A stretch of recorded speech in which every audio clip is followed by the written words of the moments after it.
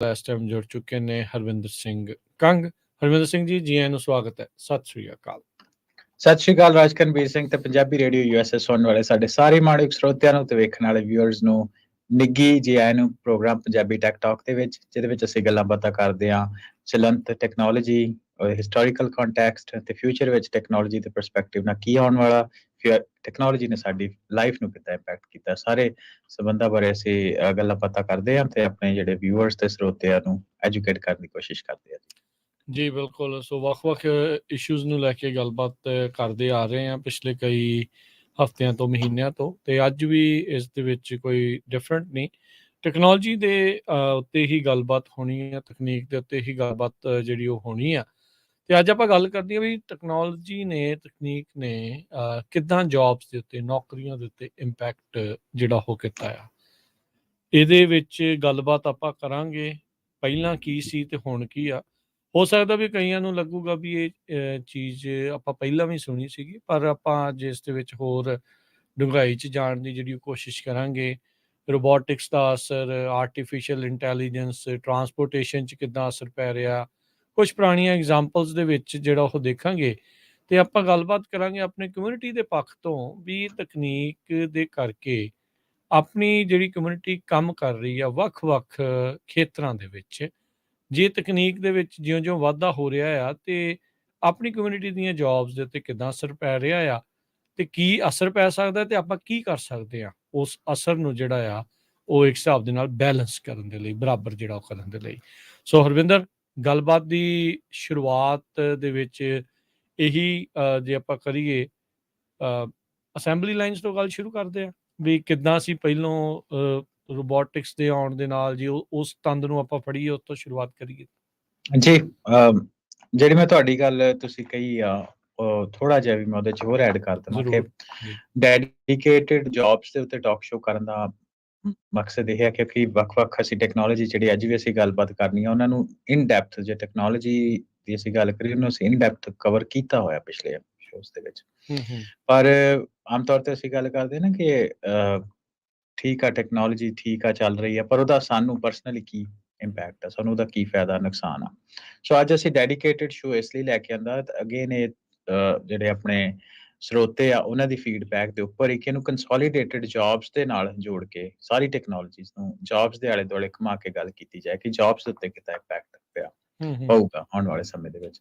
ਸੋ ਅਸੀਂ ਗੱਲਬਾਤ ਜੌਬਸ ਦੀ ਕਰਨੀ ਆ ਤੇ ਖਾਸ ਤੌਰ ਦੇ ਉੱਤੇ ਉਹਨਾਂ ਜੌਬਸ ਦੇ ਉੱਤੇ ਜਿਹਦੇ ਵਿੱਚ ਆਪਣੀ ਕਮਿਊਨਿਟੀ, ਪੰਜਾਬੀ ਕਮਿਊਨਿਟੀ ਖਾਸ ਤੌਰ ਤੇ ਡਾਇਸਪੋਰਾ ਦੇ ਵਿੱਚ ਜ਼ਿਆਦਾ ਇੰਪਲੋਇਡ ਆ, ਕੈਨੇਡਾ, ਯੂਐਸ, ਯੂਰਪ, ਆਸਟ੍ਰੇਲੀਆ, ਹਨਾ, ਜਾਂ ਹੋਰ ਮੁਲਕਾਂ ਦੇ ਜਿੱਥੇ ਪੰਜਾਬੀ ਸਿੱਖ ਕਮਿਊਨਿਟੀ ਵਸਦੀ ਆ, ਜਿਹੜੇ ਕੰਮਾਂ ਦੇ ਉੱਤੇ ਅਸੀਂ ਕੰਮ ਕਰਦੇ ਹਾਂ ਉਹਨਾਂ ਦੇ ਉੱਤੇ ਆਉਣ ਵਾਲੇ ਸਮੇਂ ਦੇ ਉੱਤੇ ਟੈਕਨੋਲੋਜੀ ਨੇ ਕਿੱਦਾਂ ਇੰਪੈਕਟ ਪਾਉਣਾ। ਸੋ ਇਸ ਲਈ ਇਹ ਡੈਡੀਕੇਟਿਡ ਸ਼ੋ ਲੈ ਕੇ ਆਂਦਾ। ਜਿਹੜੀ ਤੁਸੀਂ ਗੱਲ ਸ਼ੁਰੂਆਤ ਕਰਦੇ ਹੋ, ਅਗੇਨ ਅਸੀਂ ਬੇ ਏਰੀਆ ਦੇ ਵਿੱਚ ਬੈਠੇ ਹਾਂ ਅਤੇ ਜਿਹੜੇ ਪੁਰਾਣੇ ਅੱਜ ਤੋਂ 20-25-30 ਸਾਲ ਪਹਿਲਾਂ ਜਿਹੜੇ ਲੋਕ ਇੱਥੇ ਆਏ ਆ ਉਹਨਾਂ ਦੇਖਿਆ ਹੋਣਾ ਕਿ ਇਸ ਏਰੀਏ ਨੂੰ ਸਿਲਿਕਨ ਵੈਲੀ ਕਿਹਾ ਜਾਂਦਾ। ਬਿਲਕੁਲ। ਤੇ ਇੱਥੇ 80s ਦੇ ਵਿੱਚ, 90s ਦੇ ਵਿੱਚ ਅਸੈਂਬਲੀ ਦੀ ਜਿਹੜੀ ਜੌਬਸ ਹੁੰਦੀਆਂ ਸੀ, ਬਹੁਤ ਹੁੰਦੀਆਂ ਸੀ।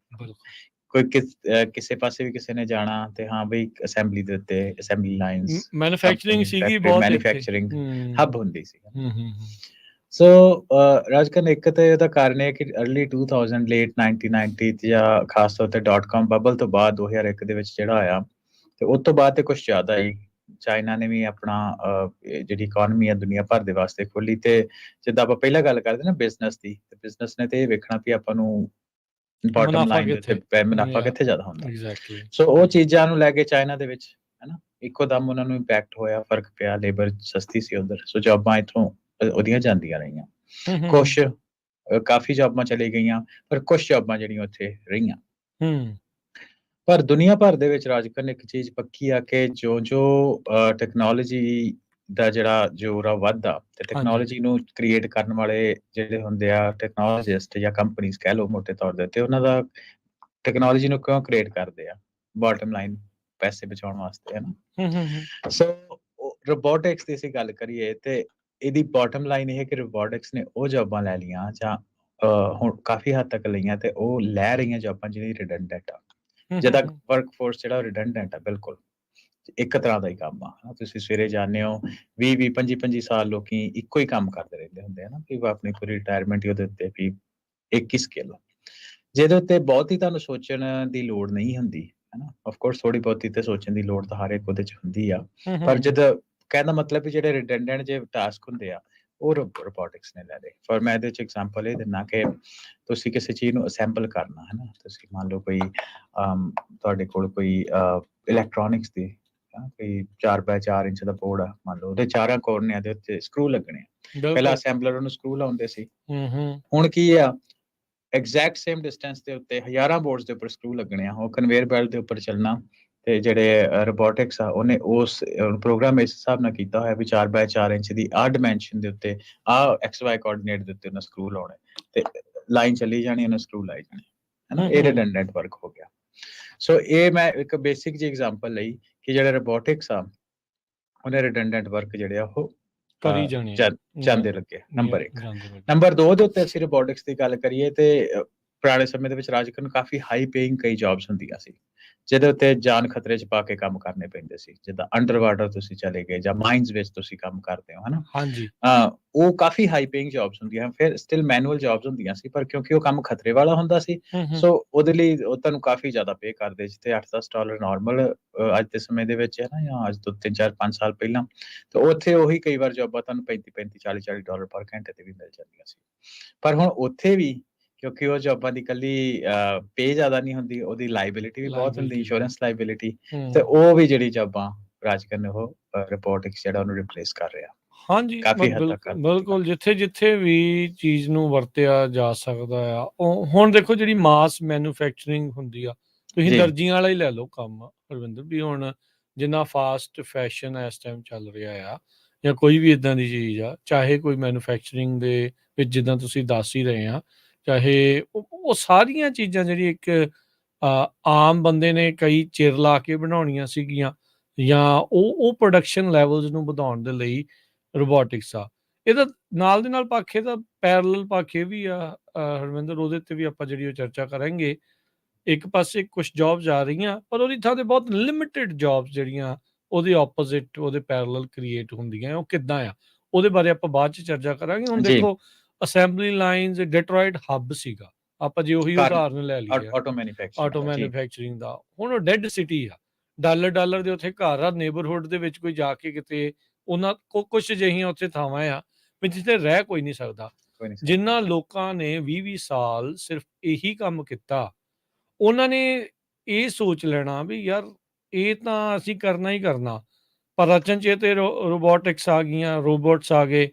ਪਹਿਲੋਂ ਜਿੱਥੇ ਅਸੈਂਬਲੀ ਲਾਈਨ ਦੇ ਉੱਤੇ ਮੈਂ ਵੀ 1000 ਬੰਦਾ ਸੀਗਾ, ਉਹ ਘਟ ਕੇ 800 ਰਹਿ ਗਿਆ, ਫਿਰ ਉਹ 500 ਰਹਿ ਗਿਆ, ਫਿਰ 200 ਰਹਿ ਗਿਆ, ਹੁਣ 100-150 ਦੇ ਨਾਲ ਅਗਲਿਆਂ ਦਾ ਸਰੀ ਜਾਂਦਾ, ਸਿਰਫ ਇਹ ਦੇਖਣ ਨੂੰ ਵੀ ਹਾਂ ਕੋਈ ਰੋਬੋਟ ਖਰਾਬ ਹੋ ਗਿਆ, ਉਹਦੀ ਬਾਂਹ ਲੱਤ ਜਿਹੜੀ ਆ ਹੈਗੀ ਆ, ਤਾਂ ਉਹ ਘਟਦੇ ਜਾਂਦਾ। ਸੋ ਤੁਸੀਂ ਜਿਸ ਬੰਦੇ ਨੇ ਹਰਵਿੰਦਰ 20-30 ਸਾਲ ਸੇਮ ਕੰਮ ਕਰ ਲਿਆ, ਉਹਦੇ ਕੋਲ ਗੁੰਜਾਇਸ਼ ਵੀ ਨਹੀਂ ਰਹਿੰਦੀ ਨਵਾਂ ਕੰਮ ਸਿੱਖਣ ਦੀ ਲਈ, ਤੇ ਉਹ ਕਰੂਗਾ ਕੀ? ਇਹ ਇੱਕ ਬੜੀ ਇੱਕ ਚਿੰਤਾ ਵਾਲੀ ਜਿਹੜੀ ਸਥਿਤੀ ਦੇ ਵੱਲ ਨੂੰ ਇਸ ਟਾਈਮ ਦੁਨੀਆ ਵੱਧ ਰਹੀ ਆ। ਸੋ ਉਸੇ ਚਿੰਤਾ ਚੋਂ ਹੀ ਅੱਜ ਆਪਾਂ ਜਿਹੜੀ ਅੱਜ ਦੇ ਟਾਕ ਸ਼ੋਅ ਨੂੰ ਲੈ ਕੇ ਆਏ ਹਾਂ, ਗੱਲਬਾਤ ਕਰ ਰਹੇ ਹਾਂ ਵੀ ਟੈਕਨੋਲੋਜੀ ਨੇ ਜੌਬਸ ਦੇ ਉੱਤੇ ਅਸਰ ਕਿੱਦਾਂ ਦਾ ਪਾਇਆ। ਨੋ ਡਾਊਟ ਆਪਾਂ ਨੂੰ ਚੰਗੀਆਂ ਲੱਗਦੀਆਂ ਬਹੁਤ ਸਾਰੀਆਂ ਚੀਜ਼ਾਂ ਟੈਕਨੋਲੋਜੀ ਦੀਆਂ, ਪਰ ਉਸ ਦਾ ਇੱਕ ਪੱਖ ਇਹ ਵੀ ਹੈਗਾ ਆ। ਜੀ ਬਿਲਕੁਲ ਰਾਜਕਰਨ, ਮੈਂ ਇਹਦੇ ਵਿੱਚ ਇਹ ਦੱਸ ਦੇਵਾਂ ਕਿ ਮੈਂ ਇੱਕ ਨਿੱਜੀ ਤਜਰਬੇ ਤੋਂ ਵੀ ਇਹ ਚੀਜ਼ਾਂ ਤੁਹਾਡੇ ਨਾਲ ਸ਼ੇਅਰ ਕਰ ਰਿਹਾ।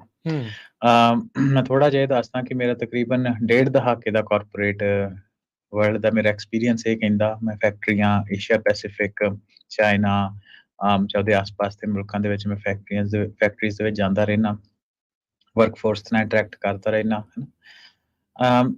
ਮੈਂ ਪਿਛਲੇ ਦਹਾਕੇ ਦੇ ਵਿੱਚ ਹੀ ਬਹੁਤ ਜ਼ਿਆਦਾ ਸ਼ਿਫਟ ਵੇਖਿਆ ਰੋਬੋਟਿਕਸ ਨੂੰ ਲੈ ਕੇ, ਤੇ ਇਹ ਮੇਰੇ ਅੱਖੀਂ ਵੇਖੀਆਂ ਚੀਜ਼ਾਂ। ਅਨਫੋਰਚੂਨੇਟਲੀ ਕਹਿ ਲਓ ਇਹ ਹੁੰਦਾ ਕਿ ਜਦੋਂ ਤੁਸੀਂ ਮੈਨੂਫੈਕਚਰਿੰਗ ਲਾਈਨ ਦੇ ਵਿੱਚ ਕੰਪਨੀ ਦੇ ਵਿੱਚ ਜਾਂਦੇ ਹੋ, ਤੁਸੀਂ ਉੱਥੇ ਵੀਡੀਓਗ੍ਰਾਫੀ ਨਹੀਂ ਕਰ ਸਕਦੇ, ਅਦਰਵਾਈਜ਼ ਅਸੀਂ ਤੇ ਉਹਨੂੰ ਪਬਲਿਕ ਤਾਂ ਬਿਲਕੁਲ ਵੀ ਨਹੀਂ ਕਰ ਸਕਦੇ। ਐਨਡੀਏਜ਼ ਹੁੰਦੇ ਤੁਹਾਡੇ? ਹਾਂਜੀ, ਨੋਨ ਡਿਸਕਲੋਜ਼ਰ ਐਗਰੀਮੈਂਟ ਹੁੰਦੇ ਉਹਨਾਂ ਦੇ। ਸੋ ਉਹਦੇ ਕਰਕੇ ਮੈਂ ਆਪਣੀ ਅੱਖੀਂ ਦੀਆਂ ਚੀਜ਼ਾਂ ਦੇਖੀਆਂ, ਪਰ ਮੈਂ ਵੈਸੇ ਵੀ ਤੁਸੀਂ YouTube ਦੇ ਉੱਪਰ ਇਹ ਚੀਜ਼ਾਂ ਸਰਚ ਕਰ ਸਕਦੇ ਹੋ, ਕੋਈ ਏਡੀ ਗੱਲ ਨਹੀਂ।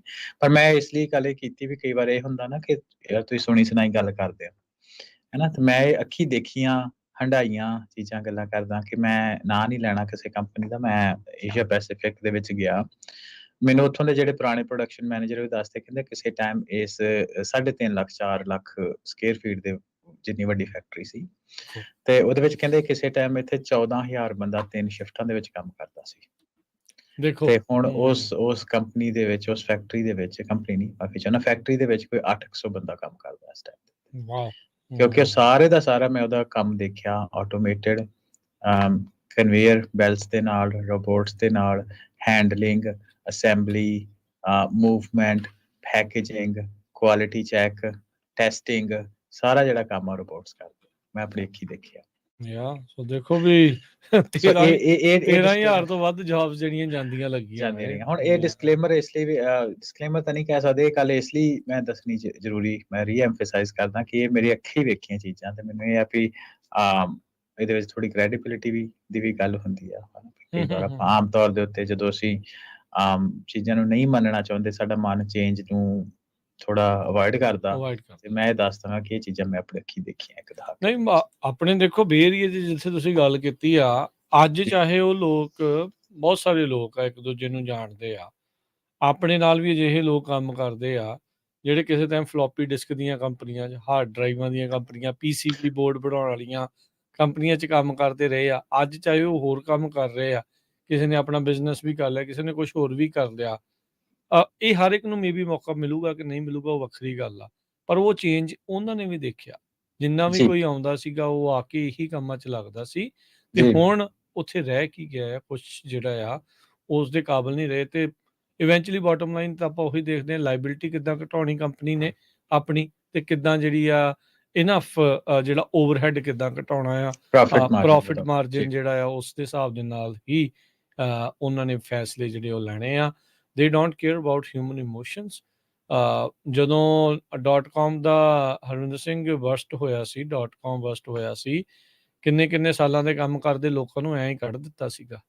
ਕੰਪਨੀਆਂ ਜਾਂਦਿਆਂ ਨੂੰ ਸਵੇਰੇ ਸ਼ਾਮ ਨੂੰ ਨਿਕਲੇ ਸੀਗੇ, ਤੇ ਕੰਪਨੀ ਚੱਲ ਰਹੀ ਸੀ, ਸਵੇਰ ਨੂੰ ਆਇਆਂ ਨੂੰ ਤਾਲਾ ਲੱਗਾ ਸੀ, ਲੋਕਾਂ ਨੂੰ ਘਰਦਿਆਂ ਦੀਆਂ ਆਪਣਿਆਂ ਦੀਆਂ ਫੋਟੋਆਂ ਵੀ ਕੱਢਣ ਦਾ ਮੌਕਾ ਨਹੀਂ ਮਿਲਿਆ ਹੱਥੋਂ। ਇੱਦਾਂ ਵੀ ਜਿਹੜਾ ਉਹ ਸਥਿਤੀ ਬਣ ਜਾਂਦੀ ਰਹੀ ਆ। ਸੋ ਇਹ ਚੀਜ਼ ਹੈਗੀ ਆ। ਸੋ ਰੋਬੋਟਿਕਸ ਤੋਂ ਬਾਅਦ ਦੇ ਵਿੱਚ ਹਰਵਿੰਦਰ ਜੇ ਗੱਲ ਕਰੀਏ, ਹੋਰ ਕਿਹੜੀਆਂ ਇੱਦਾਂ ਦੀਆਂ ਜਿਹੜੀਆਂ ਜੋਬਸ ਆ ਉਹਦੇ ਉੱਤੇ ਟੈਕਨੋਲੋਜੀ ਜਿਹੜੀ ਇਸ ਟਾਈਮ ਕਹਿ ਲਓ ਵੀ ਆਪਣੇ ਕਾਲੇ ਬੱਦਲ ਉਸਦੇ ਛਾ ਰਹੇ ਆ? ਰਾਜਕਰਨ, ਆਪਾਂ ਜਿੱਦਾਂ ਸ਼ੋ ਦੇ ਸ਼ੁਰੂ ਵਿੱਚ ਵੀ ਗੱਲ ਕੀਤਾ ਕਿ ਆਪਾਂ ਫੀਲਡ ਦਾ ਬਹੁਤ ਆ, ਪਰ ਆਪਾਂ ਉਹਨਾਂ ਫੀਲਡ ਉੱਤੇ ਫੋਕਸ ਕਰਨਾ ਜਿਹਦੇ ਉੱਤੇ ਆਪਣੀ ਪੰਜਾਬੀ ਕਮਿਊਨਿਟੀ ਜ਼ਿਆਦਾ ਇੰਪਲੋਇਡ ਕਾਫੀ ਕੰਮ ਕਰਦੇ ਆ ਜੀ। ਠੀਕ ਆ। ਸੋ ਸਭ ਤੋਂ ਪਹਿਲਾਂ ਅਸੀਂ ਗੱਲ ਕੀਤੀ ਨਾਰਮਲ ਜਿਹੜੀ ਆ ਲੇਮੈਨ ਹੈ ਨਾ ਜੌਬਾਂ ਦੀ ਗੱਲ ਕੀਤੀ, ਵੀ first starting job entry level jobs. ਹੁਣ ਅਸੀਂ ਵਾਈਟ ਕਾਲਰ ਜੌਬਸ ਦੀ ਗੱਲ ਕਰ ਰਹੇ ਹਾਂ। ਸੋ ਉਹਦੇ ਵਿੱਚ ਜਿਹੜੀ ਚੀਜ਼ ਜੌਬਾਂ ਨੂੰ ਖਾ ਰਹੀ ਆ ਉਹ ਹੈਗੀ ਆਰਟੀਫੀਸ਼ੀਅਲ ਇੰਟੈਲੀਜੈਂਸ। ਠੀਕ ਆ। ਤੁਸੀਂ ਅੱਜ ਦੇ ਸਮੇਂ ਦੇ ਵਿੱਚ ਵੇਖੋ ਕਿ ਕਲਰਕ ਜਿਹੜੇ ਹੁੰਦੇ ਸੀ ਹਨਾ, ਕਿੱਡੀ ਵੱਡੀ ਇੱਕ ਪੋਸਟ ਹੁੰਦੀ ਸੀ ਆਪਣਾ ਪੰਜਾਬ ਦੇ ਵਿੱਚ, ਜਿਹੜੇ ਐਜੂਕੇਸ਼ਨ ਜਾਂ ਹੋਰ ਰੈਵਨਿਊ ਡਿਪਾਰਟਮੈਂਟ, ਹੋਰ ਡਿਪਾਰਟਮੈਂਟਾਂ ਦੇ ਵਿੱਚ ਕਲਰਕਾਂ ਦੀ ਭਰਤੀ ਆਮ ਹੁੰਦੀ ਸੀ। ਅੱਜ ਦੇ ਸਮੇਂ ਦੇ ਵਿੱਚ ਜਦੋਂ ਕੰਪਿਊਟਰ ਆਏ ਹੈਨਾ, ਕੰਪਿਊਟਰ ਤੋਂ ਬਾਅਦ ਲੂਪਬੈਕ ਸਿਸਟਮ, ਆਰਟੀਫੀਸ਼ੀਅਲ ਇੰਟੈਲੀਜੈਂਸ ਆਉਂਦੀ ਹੈ, ਤੇ ਉਹਦੇ ਵਿੱਚ ਆਫਿਸ ਐਡਮਿਨਿਸਟ੍ਰੇਟਰ ਜਿਹੜੇ ਹੁੰਦੇ ਆ, ਕਲਰਕ ਹੋ ਗਏ, ਜਾਂ content creator, research and development ਦੇ ਕੰਮ, ਹੈਨਾ, ਹਿਸਟਰੀ ਰਾਈਟਿੰਗ ਹੋ ਗਈ, ਇਹ ਸਾਰਾ ਜਿਹੜਾ ਕੰਮ ਆ, ਜਾਂ ਉਹਦੇ ਵਿੱਚ ਕੰਟੈਂਟ ਦਾ ਹੀ ਚਲੋ ਇੱਕ ਹਿੱਸਾ ਹੋ ਜਾਂਦਾ। ਸੋ ਇਹਦੇ ਵਿੱਚ ਕਾਫੀ ਜ਼ਿਆਦਾ ਜਿਹੜਾ ਕੰਮ ਆ ਆਰਟੀਫੀਸ਼ੀਅਲ ਇੰਟੈਲੀਜੈਂਸ ਨੇ ਸਾਂਭ ਲਿਆ। ਤੁਸੀਂ ਚੈਟ GPT ਤੇ ਜਾਓ, ਤੁਸੀਂ ਕਹੋ ਵੀ ਹਾਂ ਵੀ ਮੇਰਾ ਤੂੰ ਨਾ ਸਕੈਜੂਲ ਬਣਾ ਦੇ। ਮੈਂ ਇਨਫੈਕਟ ਇਹ ਆਪ ਹੀ ਥੋੜੇ ਦਿਨ ਪਹਿਲਾਂ ਕੀਤਾ ਸੀ। ਮੈਨੂੰ ਇਹ ਚੱਲ ਅੰਮ੍ਰਿਤ ਵੇਲੇ ਬੰਦਾ ਉੱਠਦਾ, ਕੰਮ ਕਾਰ ਬਹੁਤ ਹੁੰਦੇ ਆ, ਤੇ ਆਪਾਂ ਨੂੰ ਸਕੈਜੂਲ ਜਿਹਾ ਬਣਾਈਏ ਕੁਛ, ਤੇ ਮੈਂ ਚੈਟ GPT ਕੋਲ ਗਿਆ, ਮੈਂ ਕਿਹਾ ਵੀ ਚੈਟ GPT ਵੀ ਤੇ ਆਹ ਮੇਰੀ ਰਿਕੁਆਇਰਮੈਂਟ ਆ, 4 ਵਜੇ ਉੱਠਣਾ ਵਾ, ਇੰਨੇ ਵਜੇ ਸੌਣਾ ਵਾ, ਇੰਨੇ ਵਜੇ ਬੱਚਿਆਂ ਨੂੰ ਸਕੂਲੋਂ ਲੈ ਜਾਣਾ, ਜੋ ਵੀ ਆ, ਤੇ ਉਹ ਮੈਨੂੰ ਕੁਛ ਪੁਆਇੰਟਰ ਜਿਹੇ ਦੇ ਦਿੱਤੇ ਵੀ ਮੇਰਾ ਸਕੈਜੂਲ ਬਣਾ ਦੇ। ਰਾਜਕਰਨ ਇੱਕ ਐਂਟਰ ਦੇ ਉੱਤੇ ਨੇ ਬਹੁਤ ਹੀ ਸ਼ਾਨਦਾਰ ਸਕੈਜੂਲ ਜਿਹੜਾ ਮੇਰਾ ਉਹਨੇ ਬਣਾ ਦਿੱਤਾ। ਅੱਛਾ, ਕੁਛ ਹੀ ਸੈਕਿੰਡਸ ਚ? ਬਸ ਕੁਛ ਇੱਕ ਐਂਟਰ ਨਾ ਪੜਦੇ ਕਮਾਂਡ ਦਿੱਤੀ ਹੈ, ਉਹਨੂੰ ਕੁਛ ਰਿਕੁਆਇਰਮੈਂਟ ਦਿੱਤੀ, ਐਂਟਰ ਦੀ ਕਮਾਂਡ ਦਿੱਤੀ, ਮੈਂ ਸਕੈਜੂਲ ਬਹੁਤ ਸੋਹਣਾ ਬਣਾ ਦਿੱਤਾ। ਉਸ ਤੋਂ ਬਾਅਦ ਕਹਿੰਦਾ ਤੁਸੀਂ ਚੇਂਜਸ ਕਰਨੇ ਤਾਂ ਤੁਸੀਂ ਹੈਪੀ ਸੀਗੇ ਆਪਣੇ ਉਸ ਸਕੈਜੂਲ? ਹਾਂਜੀ ਬਹੁਤ। ਮੈਂ ਕਹਿੰਦਾ ਵੀ ਆਈ ਵਾਸ ਰੀਅਲੀ ਇੰਪ੍ਰੈਸਡ ਜਿੱਦਾਂ ਉਹਨੇ ਸਕੈਜੂਲ ਬਣਾ ਕੇ ਦਿੱਤਾ। ਨਾਟ ਓਨਲੀ ਵੀ ਲਕੀਰ ਦਾ ਫਕੀਰ ਹੀ ਨਹੀਂ ਸੀ, ਕ੍ਰੀਏਟਿਵ ਸੀ ਵਰਕ। ਇਹੀ ਜਿਹੜੀ ਚੀਜ਼ ਹੈ ਨਾ, ਮੈਂ ਤੁਹਾਨੂੰ ਇਹ ਚੀਜ਼ ਜਿਹੜੀ ਉਹ ਪੁੱਛ ਰਿਹਾ ਇਹਦੇ ਵਿੱਚ ਵੀ, ਹਾਂ ਤੁਸੀਂ ਕਹਿ ਦਿਓ ਉਹਨੂੰ ਕੁਝ ਸਿਖਾਇਆ ਹੋਊਗਾ, ਉਹਨੇ ਉਹਦੇ ਹਿਸਾਬ ਨਾਲ ਬਣਾ ਦੇਣਾ, ਪਰ ਉਹਨੇ ਤੁਹਾਡੇ ਹਿਸਾਬ ਦੇ ਨਾਲ ਉਹਨੂੰ ਐਡਜਸਟ ਕਰਕੇ ਕੀਤਾ। ਹਾਂਜੀ, ਬਿਲਕੁਲ ਤੇ ਉਹਦੇ ਵਿੱਚ ਇੰਟੈਲੀਜੈਂਟਲੀ ਉਹਨੇ ਇਹ ਚੀਜ਼ਾਂ ਵਿੱਚ ਕੁਛ ਐਡ ਕੀਤੀਆਂ ਵੀ ਇੰਨੇ ਵਜੇ ਆਹ ਕਰਨਾ ਤੇ ਔਨ ਟੌਪ ਆਫ ਇਟ ਕੁਝ ਉਹਨੇ ਸੁਜੈਸ਼ਨਸ ਵੀ ਦਿੱਤੇ ਵੀ ਇਸ ਵੇਲੇ ਤੁਸੀਂ 2 ਘੰਟੇ ਤੁਸੀਂ ਬੱਚਿਆਂ ਦੇ ਨਾਲ ਸ਼ਾਮ ਨੂੰ ਖੇਡੋ। ਇਹ ਤੁਹਾਡਾ ਬੱਚਿਆਂ ਦਾ ਫੈਮਿਲੀ ਟਾਈਮ ਆ ਤੇ ਰਾਤੀ 9 ਵਜੇ ਇਹ ਤੁਹਾਡਾ 8:30 ਕਿ 9 ਵਜੇ ਦਾ ਟਾਈਮ ਸੀ। ਉਹਦੇ ਵਿੱਚ ਇਹ ਤੁਹਾਡਾ ਇੰਟਰਨੈਟ ਸ਼ਟਡਾਊਨ ਟਾਈਮ ਆ। ਇਸ ਵੇਲੇ ਤੁਹਾਡੇ ਘਰ ਦਾ ਇੰਟਰਨੈਟ ਬੰਦ ਹੋ ਜਾਣਾ ਚਾਹੀਦਾ and get ready for kids to bed ਹੈ ਨਾ? ਸੋ ਏਦਾਂ ਦੀ ਸਾਰੀ ਚੀਜ਼ਾਂ ਮੈਂ ਕਹਿੰਦਾ ਵੀ ਇਹ ਸਾਰੀਆਂ ਜਿਹੜੀਆਂ ਚੀਜ਼ਾਂ ਇਹ ਐਡਮਿਨਿਸਟ੍ਰੇਸ਼ਨ ਦਾ ਵਰਕ ਹੁੰਦਾ ਹੈ। ਹੁਣ ਇਹਦੇ ਵਿੱਚ ਮੈਂ ਇਹ ਦੱਸਦਾ ਕਿ ਮੇਰਾ ਇੱਕ ਮਿੱਤਰ ਆ ਉਹ ਚਲੋ ਮੈਂ ਫੇਰ ਕੰਪਨੀ ਦਾ ਆਪਾਂ ਇੱਥੇ ਨਾਂ ਨਹੀਂ ਲੈਂਦੇ ਪਰ ਉਹ ਟਰੈਵਲ ਏਜੰਸੀ ਕਰਕੇ ਕਾਫੀ ਮਸ਼ਹੂਰ ਕੰਪਨੀ ਆ। ਠੀਕ ਵਨ ਹੈ। Of Orbitz, Expedia, one of those ਹੈ ਨਾ? ਸੋ ਉਹ ਵੀ ਕੋਲੈਬੋਰੇਟ ਕਰ ਰਹੇ ਆ ਵੀ ਜਿਹੜਾ ਤੁਹਾਡਾ ਸਕੇਜੂਲਿੰਗ ਆ। ਹੁਣ ਮੈਂ ਜਿੱਦਾਂ ਅਸੀਂ ਵੀ ਟਰੈਵਲ ਕਰਦੇ ਹਾਂ ਏਸ਼ੀਆ ਪੈਸੀਫਿਕ ਬਹੁਤ ਤੇ ਉਹਦੇ ਵਿੱਚ ਤੁਸੀਂ ਜਾਣਦੇ ਹੋ ਜਾ ਕੇ ਪਹਿਲਾਂ ਪਲੇਨ ਦੀ ਬੁਕਿੰਗ ਕਰਾਉਣੀ ਆ, ਕਿਹੜੇ ਦਿਨ ਦੀ ਕਰਾਉਣੀ ਆ, ਉਸ ਤੋਂ ਸਸਤੀ ਫਲਾਈਟ ਲੱਭ ਕੇ ਪਲੇਨ ਦੀ ਬੁਕਿੰਗ ਕਰਾਉਣੀ ਆ, ਫਿਰ ਤੁਸੀਂ ਇੱਥੇ ਕਾਰ ਦੀ ਬੁਕਿੰਗ ਕਰਨੀ ਆ, ਫਿਰ ਤੁਸੀਂ ਹੋਟਲ ਦੀ ਬੁਕਿੰਗ ਕਰਨੀ ਆ, ਫਿਰ ਤੁਹਾਨੂੰ ਜਿੱਥੇ ਤੁਹਾਡੀ ਡੈਸਟੀਨੇਸ਼ਨ ਆ ਉੱਥੇ ਤੁਹਾਡੀ shuttle from hotel and back and fourth ਹੈ ਨਾ? ਸਾਰੀ ਚੀਜ਼ਾਂ ਕੰਮ ਕਰਨੇ ਵਾਲੀਆਂ। ਚਲੋ ਸੌਖੀਆਂ ਚੀਜ਼ਾਂ ਪਰ ਕਰਨੇ ਵਾਲੇ ਕੰਮ ਤਾਂ ਹੈਗੇ ਨਾ ਕਰਨੇ ਵਾਲੇ। ਸੋ ਉਹ ਕੋਲੈਬੋਰੇਟ ਕਰ ਰਹੇ ਆ ਵੀ ਤੁਸੀਂ ਇਦਾਂ ਦੀ ਚੀਜ਼ਾਂ ਤੁਸੀਂ ਇੱਕ ਕਮਾਂਡ ਦੇ ਉੱਤੇ ਤੁਹਾਡੇ ਸਾਰਾ ਕੰਮ ਹੋ ਜਾਊਗਾ। So as a matter of fact American Express ਨੇ ਪਿੱਛੇ ਜੇ ਇਨਫੈਕਟ ਇਸ ਚੀਜ਼ ਨੂੰ ਸਾਲ ਹੋ ਗਿਆ ਤਾਂ ਸਰਵਿਸ ਆਲਰੇਡੀ ਪ੍ਰੋਵਾਈਡ ਕਰਦੇ ਆ। ਅਮਰੀਕਨ ਬਿਜ਼ਨਸ ਟਰੈਵਲ ਕਰਕੇ ਤੁਸੀਂ ਦੇਖੋ ਤੇ ਉਹ ਸਾਰੀ ਚੀਜ਼ਾਂ ਨੂੰ ਇਹ ਆਲਰੇਡੀ ਕਰਦੇ ਆ ਵੀ ਤੁਸੀਂ ਇਨਪੁਟ ਐਂਡ ਆਊਟਪੁੱਟ ਦੇਣੀ ਉਹਨੂੰ ਸਾਰੀ ਸਮਰੀ ਦੇ ਦੇਣੀ ਆ, ਉਹਦੇ ਵਿੱਚ ਤੁਹਾਨੂੰ ਆਪਸ਼ਨਸ ਦੇ ਦੇਣੀਆਂ ਆ ਠੀਕ ਆ ਤੁਸੀਂ ਕਨਫਰਮ ਡਨ। ਸੋ ਜਿਹੜੇ ਕੰਮ ਨੂੰ 2-2.5 ਘੰਟੇ ਲੱਗਦੇ ਸੀ ਉਹ ਕੰਮ ਤੁਸੀਂ 10 ਮਿੰਟ ਦੇ ਵਿੱਚ ਕਰ ਲਿਆ। ਸੋ ਵਾਈਟ ਕਾਲਰ ਜੌਬਸ ਨੇ ਆਰਟੀਫੀਸ਼ੀਅਲ ਇੰਟੈਲੀਜੈਂਸ ਨੇ ਇਹਦੇ ਉੱਤੇ ਬਹੁਤ ਇੰਪੈਕਟ ਪਾਇਆ। ਇਹਦੇ ਵਿੱਚ ਇੱਕ ਹੋਰ ਵੀ ਆਪਾਂ ਜੇ ਐਡ ਕਰ ਲਈਏ ਜਿਹੜੇ ਕਾਲ ਰਿਸੀਵ ਕਰਨ ਵਾਲੇ ਹੁੰਦੇ ਸੀ ਕਾਲ ਸੈਂਟਰਸ ਦੇ ਉੱਤੇ ਤਾਂ ਪਹਿਲਾਂ ਹੀ ਆਟੋਮੈਟਿਕ ਜਿਹੜੀ ਆਨਸਰਸ ਵਾਲਾ ਪ੍ਰੋਮਪਟਸ ਵਾਲਾ ਉਹ ਤਾਂ ਕਈ ਸਾਲਾਂ ਤੋਂ ਜਿਹੜਾ ਉਹ ਚੱਲ ਰਿਹਾ ਬਟ ਹੁਣ ਆਰਟੀਫੀਸ਼ੀਅਲ ਇੰਟੈਲੀਜੈਂਸ ਆਉਣ ਦੇ ਨਾਲ they are getting much better. ਤੁਹਾਡੇ ਸਵਾਲਾਂ ਦੇ ਜਿਹੜੇ ਉਹ ਜਵਾਬ ਦੇਣ ਨੂੰ ਉਹ ਹੁਣ ਬੈਟਰ ਜਿਹੜੇ ਉਹ ਹੋਈ ਜਾਂਦੇ ਆ। ਸੋ ਹੁਣ ਮੈਂ ਇਸ ਗੱਲ ਤੇ ਕਹਿ ਲਓ ਵੀ ਜਿੱਦਾਂ ਸੂਈ ਜਿਹੜੀ ਅਟਕ ਗਈ ਵੀ ਤੁਸੀਂ ਕਿਹਾ ਵੀ ਉਹਨੇ ਕ੍ਰੀਏਟਿਵਲੀ ਵੀ ਬੜਾ ਸੋਹਣਾ ਚੈਟ ਜੀਪੀਟੀ ਨੇ ਕੀਤਾ। ਅਜੇ ਕੁਛ ਮਹੀਨੇ ਪਹਿਲੋਂ ਦੀਆਂ ਹੀ ਗੱਲਾਂ ਆ ਜਦੋਂ ਚੈਟ ਜੀਪੀਟੀ ਲਾਂਚ ਹੋਈ ਸੀਗੀ। ਸੋ ਜਸਟ ਇਮੈਜਿਨ ਵੀ ਉਹਨੇ ਕਿੰਨਾ ਡਾਟਾ ਆਲਰੇਡੀ ਪ੍ਰੋਸੈਸ ਕਰ ਲਿਆ ਤੇ ਕਿੰਨਾ ਐਵਰੀ ਡੇ ਜਿਹੜਾ ਉਹ ਡਾਟਾ ਨਵੇਂ ਤੋਂ ਨਵਾਂ ਪ੍ਰੋਸੈਸ ਕਰ ਰਿਹਾ ਕਿਉਂਕਿ ਆਰਟੀਫੀਸ਼ੀਅਲ ਇੰਟੈਲੀਜੈਂਸ ਤੇ ਕ੍ਰੀਏਟਿਵਿਟੀ ਦੇ ਵਿੱਚ ਹੀ ਇੱਕ ਡਿਫਰੈਂਸ ਰਹਿੰਦਾ ਸੀਗਾ ਲੱਗਦਾ ਸੀਗਾ ਤੇ ਵੀ ਡੋਂਟ ਨੋ ਇਨ ਰਿਐਲਿਟੀ ਲੌਂਗ ਹਾਲ ਦੇ ਵਿੱਚ ਇਹਦਾ ਕਿੱਦਾਂ ਦਾ ਅਸਰ ਰਹਿਣਾ ਆ ਬਟ ਲੱਗਦਾ ਵੀ ਆਰਟੀਫੀਸ਼ੀਅਲ ਇੰਟੈਲੀਜੈਂਸ ਵਾਕਈ ਬੰਦਿਆਂ ਵਾਂਗੂ ਜਿਹੜਾ ਆ ਉਹ ਸੋਚਣ ਵੱਲ ਨੂੰ ਹੌਲੀ ਹੌਲੀ ਆਪਣੇ ਕਦਮ ਜਿਹੜੀ ਉਹ ਚੱਕ ਰਹੀ ਹੈਗੀ ਆ। ਜੀ ਸੋ ਦੇਖੋ ਗੱਲ ਫਿਰ ਰਿਡੰਡੈਂਸੀ ਦੀ ਆ ਜਾਂਦੀ ਹੈ ਨਾ? ਤਾਂ ਰਿਡੰਡੈਂਸੀ ਦੇ ਵਿੱਚ ਇਹ ਆ ਕਿ ਕਿੰਨੇ ਹਜ਼ਾਰਾਂ ਪਰਿਵਾਰ ਹੋਣਗੇ ਜਿਹੜੇ ਕਹਿੰਦੇ ਹੋਣਗੇ ਯਾਰ ਮੇਰੇ 8 ਵਜੇ ਤੁਸੀਂ ਇੰਟਰਨੈਟ ਬੰਦ ਕਰ ਦਿਓ। ਮੈਂ ਐਗਜ਼ਾਮਪਲ ਉਹ ਲੈਣਾ। ਸੋ ਉਹਨਾਂ ਹਜ਼ਾਰਾਂ ਪਰਿਵਾਰਾਂ ਦੇ ਵਿੱਚ ਉਹ ਡੇਟਾ ਪੁਆਇੰਟ ਚੁੱਕਿਆ ਤੁਹਾਨੂੰ ਸੁਜੈਸਟ ਕਰ ਦਿੱਤਾ। ਸੋ ਇਹ ਵੀ ਇੱਕ ਹਿਸਾਬ ਨਾਲ ਰਿਡੰਡੈਂਟ ਟਾਸਕ ਹੀ ਆ। ਸੋ ਆਪਾਂ ਅੱਗੇ ਆਉਣ ਵਾਲੇ ਸਮੇਂ ਦੇ ਵਿੱਚ ਗੱਲ ਕਰਾਂਗੇ ਵੀ ਆਪਾਂ ਕੀ ਕਰਨਾ। ਸੋ ਆਪਾਂ ਅਗਲੇ ਸਟੈਪ ਦੇ ਵੱਲ ਚੱਲਦੇ ਹਾਂ। ਅਗਲੀ ਜਿਹੜੀ ਚੀਜ਼ ਆਪਾਂ ਅਸੈਂਬਲੀ ਲਾਈਨ ਬੇਸਿਕ ਜੌਬ ਦੀ ਗੱਲ ਕਰ ਲਈ, ਥੋੜੀ ਵਾਈਟ ਕਾਲਰਸ ਦੀ ਜੌਬ ਕਰ ਲਈ। ਵਾਈਟ ਕਾਲਰ ਦੇ ਵਿੱਚ ਇਹ ਵੀ ਦੱਸਦਾ ਕਿ ਜਿਹੜੀ ਪ੍ਰੋਗਰਾਮਿੰਗ ਆ ਉਹਦਾ ਵੀ ਕਾਫੀ ਹਿੱਸਾ ਜਿਹੜਾ ਅੱਜ ਕੱਲ੍ਹ ਆਰਟੀਫੀਸ਼ੀਅਲ ਇੰਟੈਲੀਜੈਂਸ ਲੈ ਰਿਹਾ। ਕੰਟੈਂਟ ਕ੍ਰੀਏਟਿੰਗ, ਵੀਡੀਓ ਜਨਰੇਸ਼ਨ ਹੈ ਨਾ? ਮਾਈਕਰੋਸਾਫਟ ਦੀ ਜੀ ਐਪ ਆ ਰਹੀ ਆ ਹੈ ਨਾ ਆਉਣ ਵਾਲੇ ਸਮੇਂ ਦੇ ਵਿੱਚ। ਈਵਨ ਕੋਡਿੰਗ ਦੇ ਵੀ ਕਾਫੀ ਹਿੱਸੇ ਪਾਈਥਨ ਵਗੈਰਾ ਜਿਹੜੀ ਕੰਪਲਿਕੇਟਡ ਗੂਗਲ ਵਾਲਿਆਂ ਦਾ ਜਿਹੜਾ ਬਾਰਡ ਸੀਗਾ ਉਹ ਜਿਹੜਾ ਛੋਟੇ ਮੋਡਿਊਲਸ ਉਹਦੇ ਲਿਖ ਲੈਂਦਾ ਜਾਂ ਐਟਲੀਸਟ ਤੁਹਾਨੂੰ ਬਣਾ ਕੇ ਦੇ ਦਿੰਦਾ, ਤੁਸੀਂ ਐਡਿਟ ਕਰ ਸਕਦੇ ਹੋ। ਸੋ ਉਸ ਤੋਂ ਬਾਅਦ ਅਗਲੀ ਚੀਜ਼ ਜਿਹੜੀ ਕਾਫੀ ਅਹਿਮ ਆ ਆਪਣੇ ਕਮਿਊਨਿਟੀ ਦੇ ਵਿੱਚ ਹੈਗੀ ਆ ਟਰਾਂਸਪੋਰਟੇਸ਼ਨ। ਜੀ ਰਿਲੇਟਡ ਆਪਣੀ ਬਹੁਤ ਆ ਕਮਿਊਨਿਟੀ।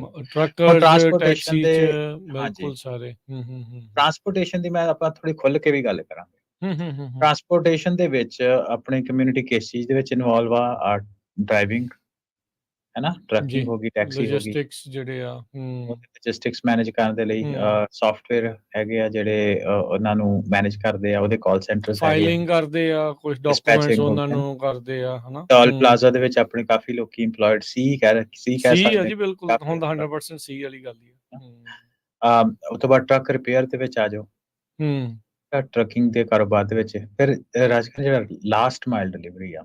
ਮੈਂ ਡੇਟਾ ਦੇਖ ਰਿਹਾ ਸੀ ਜੇ ਮੈਂ ਗਲਤ ਨਾ ਹੋਵਾਂ ਕਿ ਮੋਰ ਦੈਨ 50 ਜੇ ਮੈਂ ਗਲਤ ਨਾ ਹੋਵਾਂ 60% ਜਿਹੜੇ ਆ ਉਹ ਲੋਕਲ ਟਰੱਕਿੰਗ ਹੀ ਆ, ਲਾਸਟ ਮਾਈਲ ਹੋ ਗਿਆ ਜਾਂ ਵਿਦਿਨ 100 ਮਾਈਲਸ ਹੋ ਗਿਆ। ਵੇਅਰ ਹਾਊਸ ਤੋਂ ਅਖੀਰਲੀ ਜਿਹੜੀ ਡੈਸਟੀਨੇਸ਼ਨ ਹਾਂਜੀ, ਤੱਕ ਜਿਹੜਾ ਉਹਨਾਂ ਨੇ ਉਹ ਹੋ ਕੇ ਜਾਂ ਹੋਰ ਪਹੁੰਚਾਉਣਾ। ਹੈ ਨਾ, ਜਿਹੜੇ ਟਰੱਕਿੰਗ ਆਪਣੇ ਲੋਕ ਹੁੰਦੇ ਆ ਜਿਹੜੇ ਦਿਨੇ ਕੰਮ ਕਰਕੇ ਸ਼ਾਮ ਨੂੰ ਘਰੇ ਆ ਜਾਂਦੇ, ਲੋਕਲ ਟਰੱਕਿੰਗ ਹੁੰਦੀ ਆ।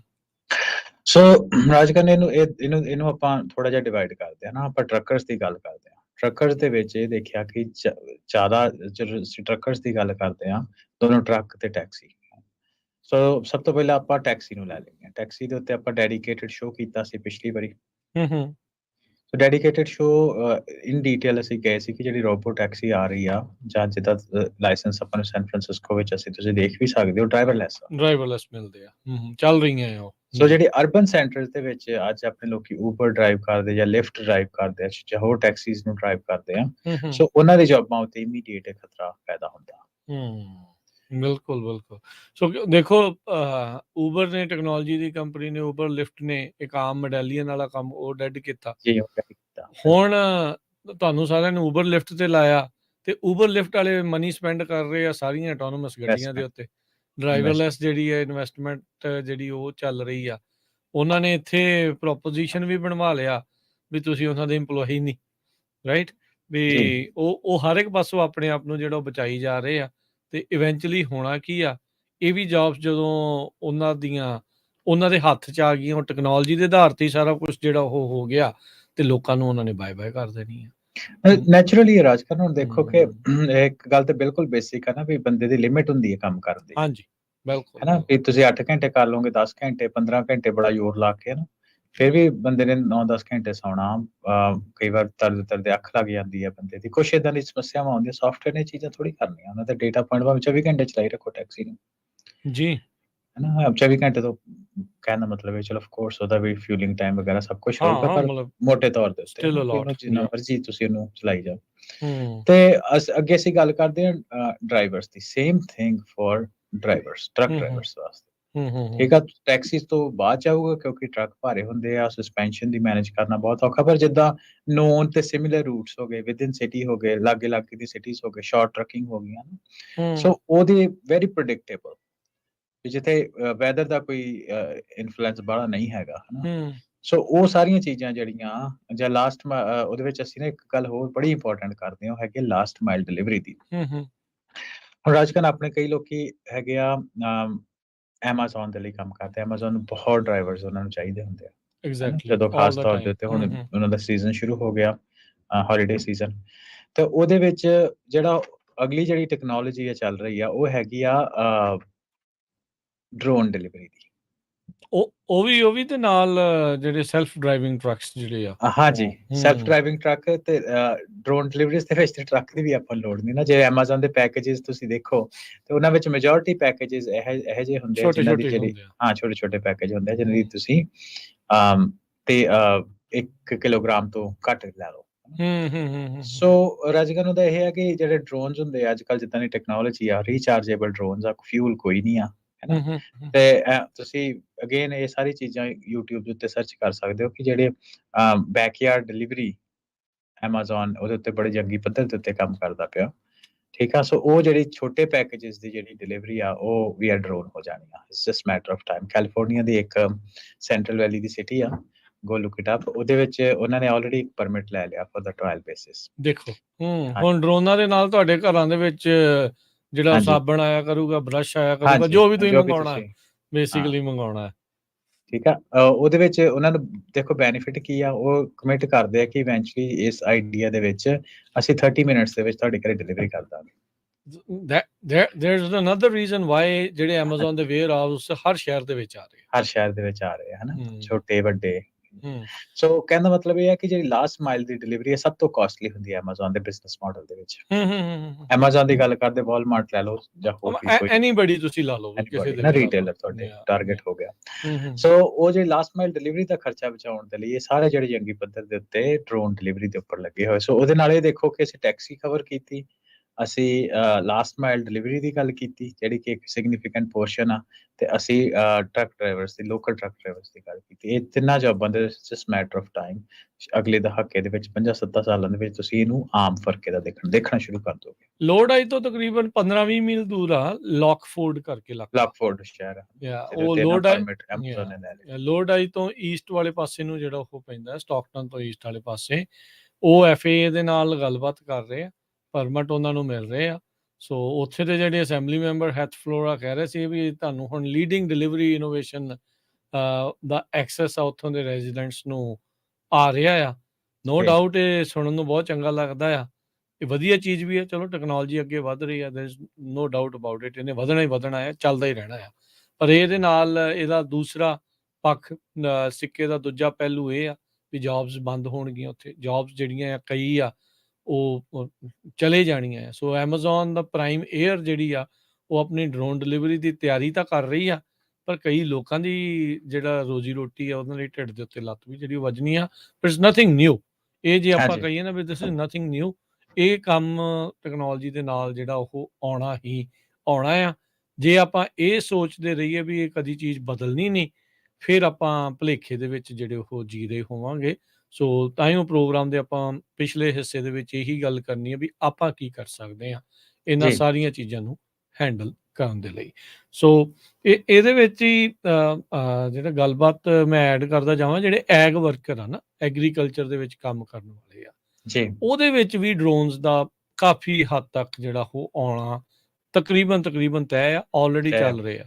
ਪਿਛਲੇ ਸਾਲ 2 ਸਾਲ ਤੋਂ ਲਗਾਤਾਰ ਜਿਹੜਾ ਟੁਲੈਰੀ ਦੇ ਵਿੱਚ ਬਹੁਤ ਵੱਡਾ ਇੰਟਰਨੈਸ਼ਨਲ ਐਗਰੀਕਲਚਰ ਲੱਗਦਾ, ਮੇਲਾ ਲੱਗਦਾ ਆ, ਉਹਦੇ ਵਿੱਚ ਇੱਕ ਇਜ਼ਰਾਈਲੀ ਕੰਪਨੀ ਆ, ਨਾਂ ਹੁਣ ਮੈਨੂੰ ਉਹਦਾ ਵਿਸਰ ਗਿਆ, ਤੇ ਉਹ ਪੀਚ, ਸੇਬ, ਇੱਦਾਂ ਦੀਆਂ ਚੀਜ਼ਾਂ ਤੋੜਨ ਦੇ ਲਈ ਰਾਈਟ ਨਾਓ, ਮਤਲਬ ਉਹਨਾਂ ਫਰੂਟਸ ਦੇ ਉੱਤੇ, ਉਹਨਾਂ ਕ੍ਰੌਪਸ ਦੇ ਉੱਤੇ ਉਹ ਕੰਮ ਕਰ ਰਹੀਆਂ ਆ ਜਿਹੜੀਆਂ ਹੱਥ ਨਾਲ ਤੋੜਨੀਆਂ ਪੈਂਦੀਆਂ ਆ, ਵੀ ਉਹ ਡਰੋਨਸ ਦੇ ਨਾਲ ਉਹ ਕਿੱਦਾਂ ਕਰਨਗੇ। ਕਹਿੰਦੇ ਵੀ ਮਲਟੀਪਲ ਚੀਜ਼ਾਂ ਨੂੰ ਉਹ ਇੱਕ ਫਰੂਟ ਨੂੰ ਦੇਖਣਗੇ ਵੀ ਪੱਕ ਗਿਆ ਆ, ਸਾਈਜ਼ ਕੀ ਆ, ਕਿੱਦਾਂ ਲੱਗ ਰਿਹਾ ਆ, ਕੋਈ ਇੱਕ ਤਾਂ ਬਿਮਾਰੀ ਚੈੱਕ ਕੀਤੀ ਜਾ ਸਕਦੀ ਆ ਲੰਘਦੇ ਵੜਦੇ, ਤੇ ਦੂਜੀ ਜਦੋਂ ਤੋੜਨਾ ਆ ਤਾਂ ਉਹਦੇ ਨਾਲ ਜਿਹੜਾ ਉਹ ਤੋੜਿਆ ਜਾ ਸਕਦਾ ਹੈ। ਸੋ ਇਹ ਵੀ ਨਹੀਂ ਆ ਵੀ ਹਾਂ 100% ਸਾਰਾ ਕੁਝ ਹੱਥ ਵਾਲਾ ਕੰਮ ਮੁੱਕ ਜੂਗਾ, ਪਰ ਕਾਫੀ ਹੱਦ ਤੱਕ ਇਹ ਚੀਜ਼ਾਂ ਜਿਹੜੀਆਂ ਚੱਲ ਰਹੀਆਂ। ਉਸ ਤੋਂ ਬਾਅਦ ਉੱਥੇ ਆਟੋਨਮਸ ਜਿਹੜੀਆਂ ਸਪਰੇਆਂ ਕਰਨ ਵਾਲੇ ਉਹ ਜਿਹੜੇ ਨਵੇਂ ਵਹੀਕਲਸ ਜਿਹੜੇ ਉਹ ਆ ਰਹੇ ਆ, ਵੀਡਸ ਨੂੰ ਉੱਤੇ ਦਵਾਈਆਂ ਪਾਉਣ ਦੀ ਥਾਂ ਦੇ ਉੱਤੇ ਆਟੋਨਮਸ ਲੇਜ਼ਰ ਦੇ ਨਾਲ ਕਿਲ ਕਰਨ ਵਾਲੇ ਵੀਡ ਵੈਕਰ ਜਿਹੜੇ ਆ ਉਹ ਆ ਰਹੇ ਆ। ਸੋ ਬਹੁਤ ਜ਼ਿਆਦਾ ਜਿਹੜੇ ਚੇਂਜਸ ਆ ਰਹੇ ਆ, ਇਹਨਾਂ ਸਾਰੇ ਖੇਤਰਾਂ ਦੇ ਵਿੱਚ ਆਪਣੇ ਬਹੁਤ ਸਾਰੇ ਲੋਕ ਕੰਮ ਕਰਦੇ ਆ। ਸੈਂਟਰਲ ਵੈਲੀ ਦੇ ਵਿੱਚ 99 ਦੇ ਉੱਤੇ ਜਿਹੜੀ ਟਰਾਂਸਪੋਰਟੇਸ਼ਨ ਦੀ ਤੁਸੀਂ ਗੱਲ ਕੀਤੀ, ਤੇ ਐਗਰੀਕਲਚਰ ਦੀ ਆਪਾਂ ਜਿਹੜੀ ਗੱਲ ਕੀਤੀ ਆ, ਇਸ ਦੇ ਵਿੱਚ ਬਹੁਤ ਵੱਡਾ ਇੰਪੈਕਟ ਆਉਣ ਜਾ ਰਿਹਾ ਆ। It may be 5 years down the line, 10 years, but it's coming. ਹਾਂਜੀ, ਇਹਦਾ ਇੰਪੈਕਟ ਅੱਜ ਕੱਲ੍ਹ ਸਾਨੂੰ 3 ਸਾਲ ਤੋਂ ਦੇਖਣੇ ਸ਼ੁਰੂ ਹੋ ਜਾਣੇ, ਫਿਰ ਹੌਲੀ ਫੇਜ਼ ਆਊਟ ਹੁੰਦਾ।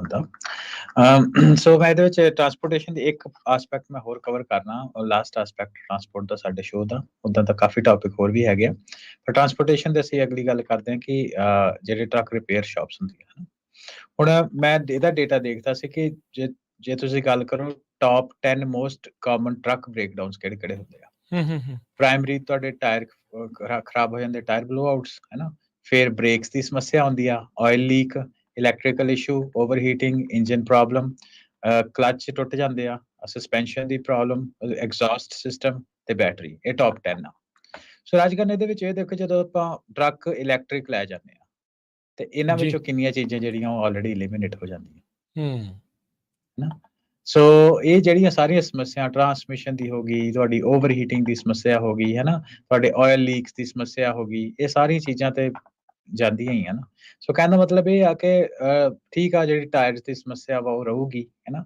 ਸੋ ਉਹਦੇ ਬਿਜ਼ਨਸ ਉੱਤੇ ਵੀ ਇੰਪੈਕਟ ਪਾਉਣ ਦੇ ਅਸਰ ਹੈਗੇ ਆ। ਸੋ ਆਨਲਾਈਨ ਤੋਂ ਜਿਹੜੇ ਇਸ ਬਿਜ਼ਨਸ ਦੇ ਵਿੱਚ ਲੋਕ ਹੈਗੇ ਆ, ਅਸੀਂ ਤੇ ਕਹਿੰਦੇ ਅਵੇਅਰ ਹੋਵੋ। ਆਨਲਾਈਨ ਕਾਫੀ ਡੇਟਾ ਮਟੀਰੀਅਲ ਪਿਆ ਹੋਇਆ ਵੀ ਆਉਣ ਵਾਲਾ ਜਿਹੜਾ ਤੁਸੀਂ ਬਿਜ਼ਨਸ ਕਰ ਰਹੇ ਹੋ ਉਹਦਾ ਫਿਊਚਰ ਕੀ ਆ, ਉਹਦੇ ਬਾਰੇ ਅਵੇਅਰ ਰਹੋ, ਥੋੜਾ ਸਮਾਂ ਜ਼ਰੂਰ ਕੱਢੋ ਤੇ ਦੇਖੋ ਅਸੀਂ ਉਹਨੂੰ ਕਿੱਦਾਂ ਕਸਟਮਾਈਜ਼ ਕਰ ਸਕਦੇ ਹਾਂ। ਸੋ ਲਾਸਟ 2 ਚੀਜ਼ਾਂ ਆਪਣੇ ਗੱਲ ਕਰਦੇ ਹਾਂ। ਸਿਕਿਉਰਿਟੀ ਗਾਰਡ ਵੀ ਆਪਣੀ ਕਮਿਊਨਿਟੀ ਦੇ ਵਿੱਚ ਲੋਕ ਬਹੁਤ ਆ, ਜੀ, ਇਹ ਜੌਬਾਂ ਬਹੁਤ ਕਰਦੇ ਆ।